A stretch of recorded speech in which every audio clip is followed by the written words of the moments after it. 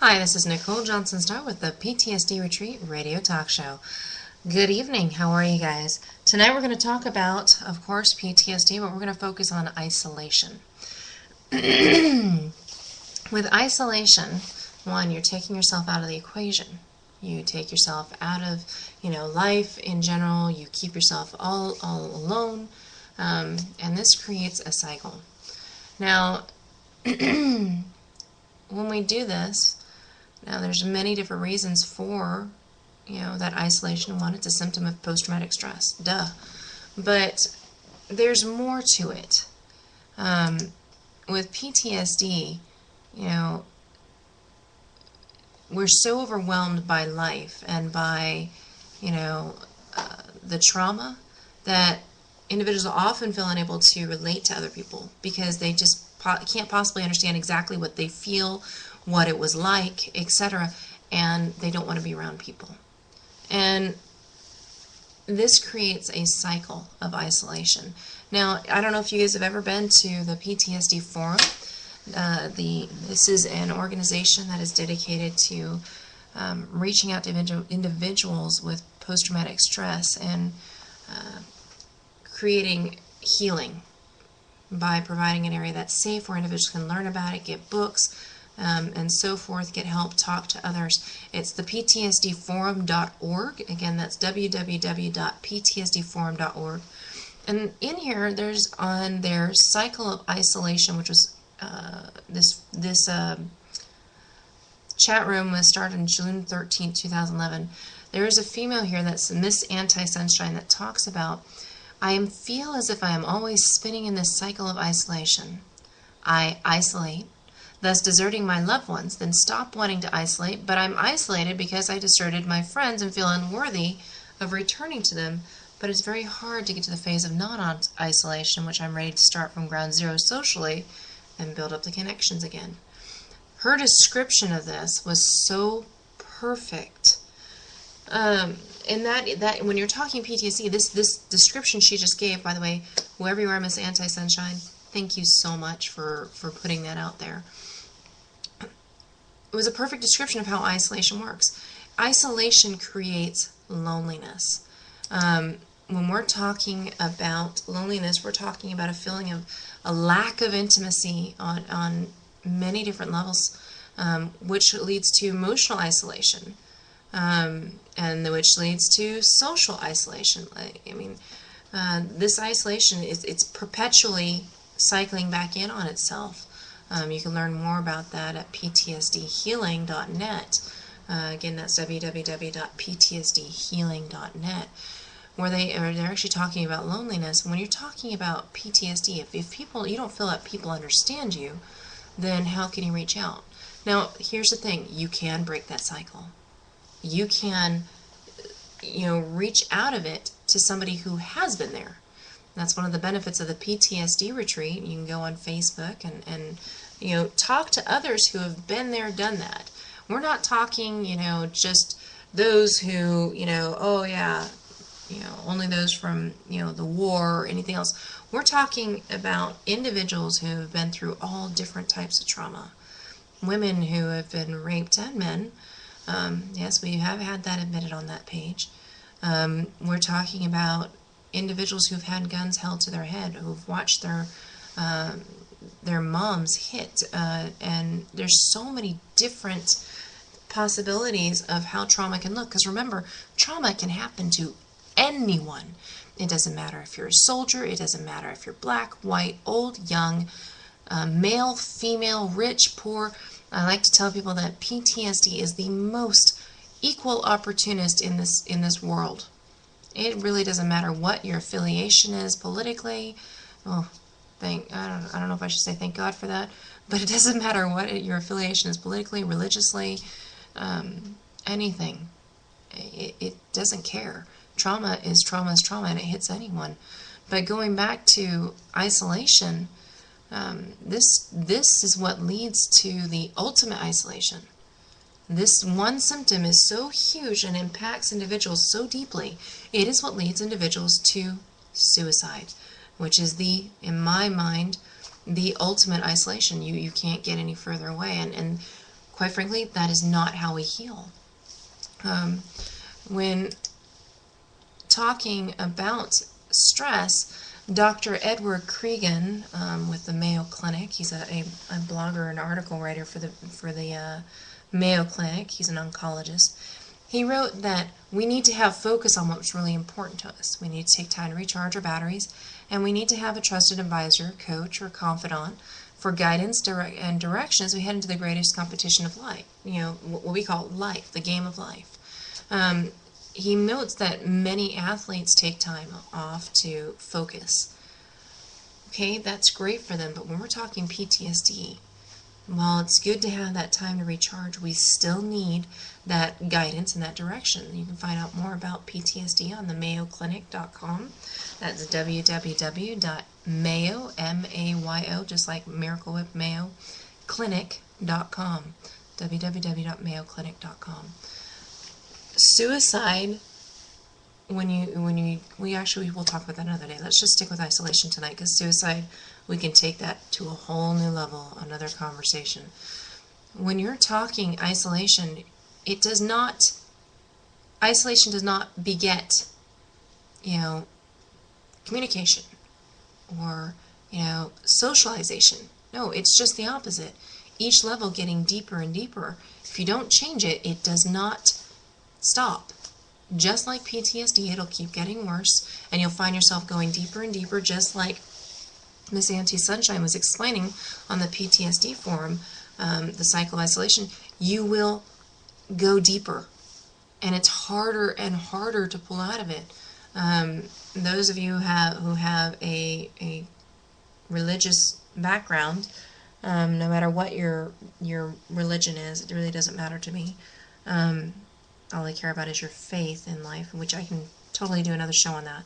But you know that with sin, whatever you choose to make sin, doing whatever doesn't work for life as it stands in your life, sin, the more you dig into it, the more entrenched within it you get. With telling a lie, each lie leads to another. Well, each moment in isolation leads to another moment of isolation. I can't talk to my family. Well, that could be your parents, or your husband, or your wife, or your kids. Well, one of those is going to lead to the next level. If you can't talk to your immediate family, then that means you can't talk to the extended family. If you can't talk to them, well, what about your church? The church that you guys go to, well, you can't go there, it just leads to more and more. You get to step out. As Dr. Cregan said, we get to have that trusted advisor, coach, confidant, a friend, somebody, and break that silence. Now, excuse me, with PTSD, I was talking earlier about how they feel unable to connect with others. Now, if you go to Bipolar for Life, I know that has nothing to do with PTSD, I'm sure, of course, right? Yeah, well, think again. bipolarforlife.me /2012/05/22/PTSD _isolation / they do a good job of explaining how it is self-perpetuating. As I said, it just keeps creating itself over and over. It's a cycle, and it keeps spiraling downward. They talk about a need-to-know list, and that's really interesting, because those of you who are military and hold a clearance, you know that the need-to-know is a very big statement. You're very careful about what needs to be put out there. My understanding is that you don't want anyone to know, because it could affect your clearance. That is a form of isolation as well. And now it is a job supported isolation, but that still does not mean that you don't get to get help. You don't get to reach out for assistance with dealing with this. And believe me, you deserve it, especially because of the job you're in. And you'll be happy to know that there has been changes to support you in that position. We'll have to do another segment on that in another time. When it comes to isolation, you deserve to know that need to know list is bigger than you actually imagine. It's not just, you.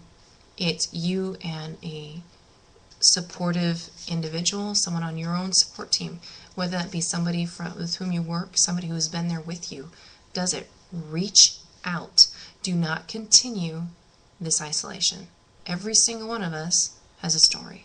Every single one of us has dealt with, how it feels to be with PTSD. If you're a family member and you're saying, oh, I'm only on here for my loved one, guess what?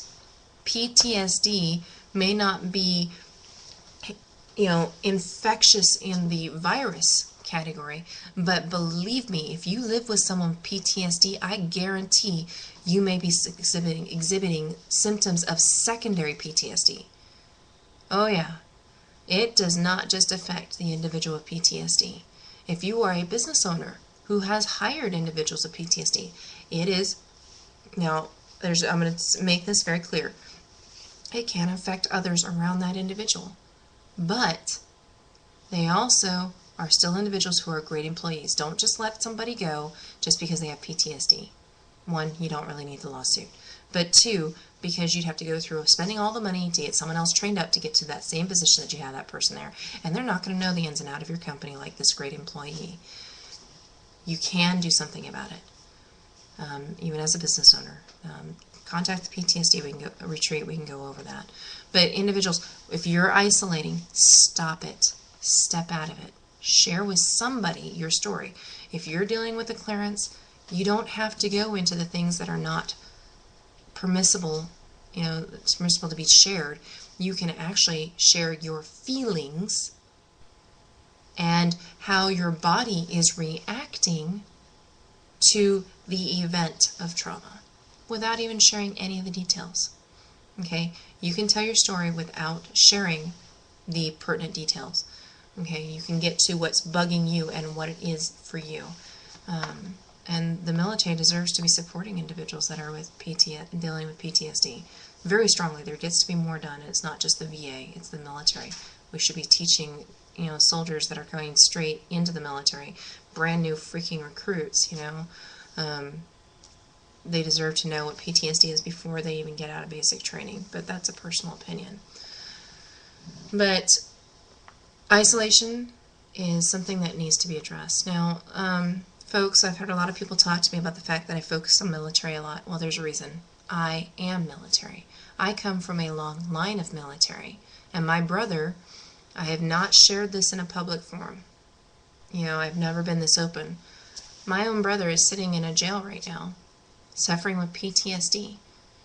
And my brother, due to his PTSD, changed so much that I couldn't even trust him around my kid. And I have my own issues with PTSD. If someone had helped him with that PTSD, would he have made the same choices? I don't believe so. Matter of fact, I can almost guarantee that answer.